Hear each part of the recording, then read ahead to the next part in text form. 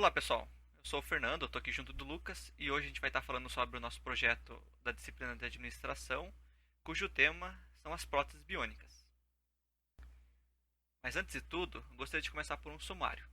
Então nessa apresentação a gente vai estar falando sobre a definição do tema, a análise de fatores externos, a caracterização do cliente, a proposta de valor, caracterização de produto, precificação, estrutura de custos e por fim as referências. Então vamos lá, começando pela definição do tema.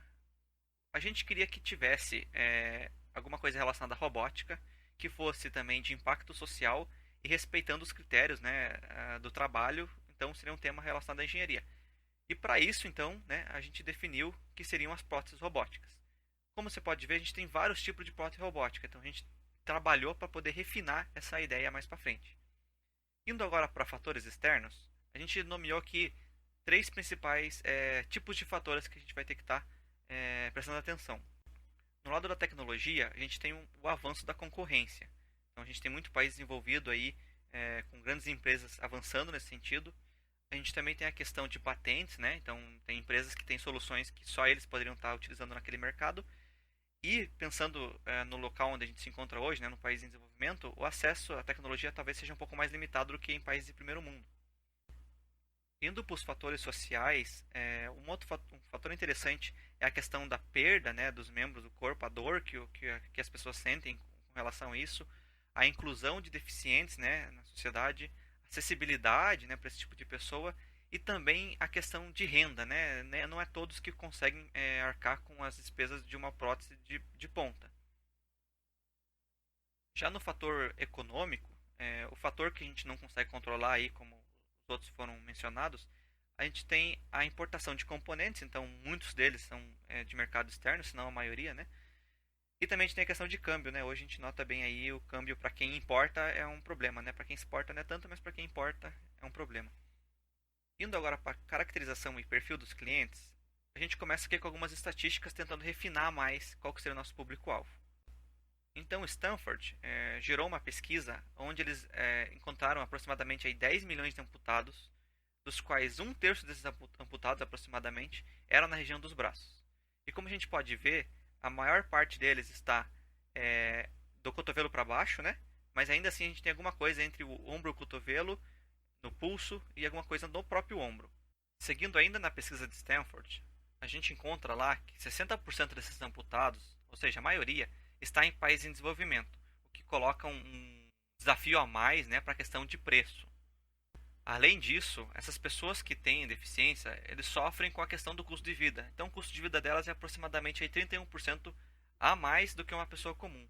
E para piorar mais a situação, 30% dessas pessoas sofrem de depressão, até por uma questão de inclusão social, por uma questão de próteses terem uma aparência diferente, né?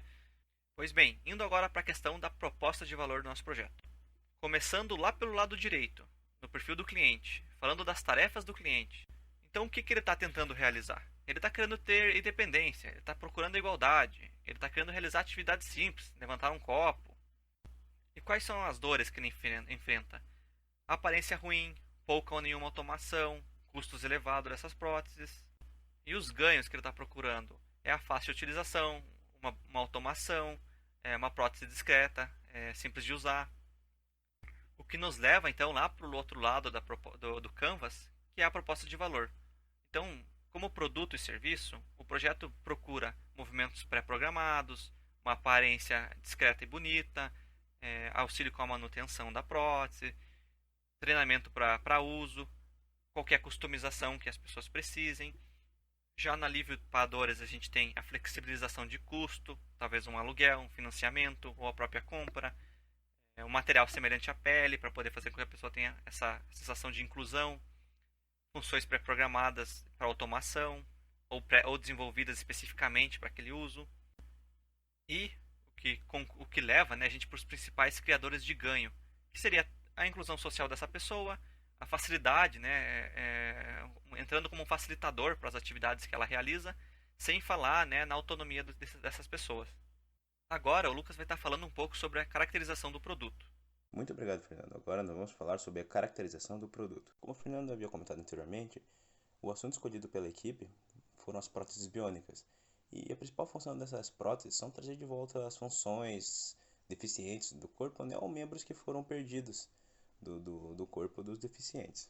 Mas o que é utilizado dentro de uma prótese biônica? Quais são as tecnologias envolvidas para a confecção de uma prótese biônica? Bom, nós temos sensores EMG, motores CC ou DC, microcomputadores, bem como impressoras 3D e o revestimento de silicone.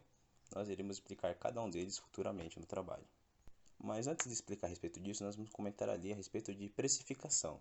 E para isso é necessário compreender os preços sob o ponto de vista da concorrência. Aí nós vamos comentar a respeito de duas categorias, que são os produtos top de linha e os produtos de baixo custo. Né? Nos produtos top de linha, nós vamos comentar a respeito da Bionic 3, da Deica e dos de baixo custo, iremos comentar a respeito de uma prótese desenvolvida no Paraguai. Ok? Falando aqui da Bionic 3, ela ali, os diferenciais são os 14 diferentes movimentos nos dedos, né? Ela é bem articulada, né? O punho é rotacional, inclusive permite movimentos que uma mão humana não seria capaz de fazer.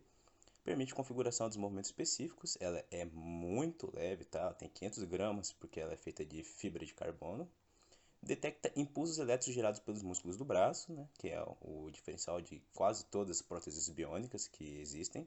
E o preço aproximado dela é de 25 mil libras, né? Então ela é bem caro. Agora falando um pouco aqui da DECA, tá? Ela tem 8 funções pré-programadas, como segurar o smartphone, a furadeira, uma chave do carro, né? E assim como a anterior, ela sente pulsos elétricos na pele do paciente. O preço aproximado dela é de 50 mil dólares, tá? A diferença da Deica aqui em relação à Bionic Tree é que ela serve para pessoas que perderam ali toda a região do braço, tá? A Bionic Tree ela se acopla no coto do deficiente e por isso que tem menos quantidade de funções pré-programadas e é um pouco mais complicado de gerar os movimentos. Entramos agora na categoria aqui de próteses de baixo custo, né, que foi desenvolvida no Paraguai, tá? Ela foi feita inteiramente em 3D. Ela executa movimentos básicos de pinça, um agarre fino e grosso, né, de forças leve e pesada, né? E o preço aproximado dela é de 1.000 dólares. Ela é bem mais simples que as anteriores, tanto em questão de movimento como em questão de tecnologia envolvida. Mas o diferencial dela é que ela é muito mais barata que as anteriores. Certo, mas quanto custa para fazer uma prótese biônica? Entramos agora na estrutura de custos aqui. E o valor total dela engloba desde a P&D, né, e a criação e upgrade de tecnologia existente. Porque querendo ou não, você precisa pegar uma tecnologia que já existe e muitas vezes atualizar ela, fazer um upgrade nela. Vamos começar com o sensor EMG, o eletromiógrafo, cujo preço aproximado ali é R$ 100 e a função dele é fazer a leitura da atividade ou dos sinais elétricos emanados dos músculos. Temos também o Raspberry Pi 4, um modelo B, que ele tem ali um preço aproximado de R$ 600 e ele faz o processamento e a leitura recebida pelo sensor EMG, bem como a ativação dos motores da prótese, tá? Ele é o cérebro da nossa prótese. Mas como é que são feitos os movimentos de dedo, de pinça e tudo mais? Para isso nós utilizamos ali um motor CC ou um motor DC, que o preço aproximado é de R$ 35, que efetua todos esses movimentos. Foi optado por utilizar um servomotor de até 11 kg de ativação, porque assim você consegue ter um movimento mais firme e bem mais parecido com o movimento real.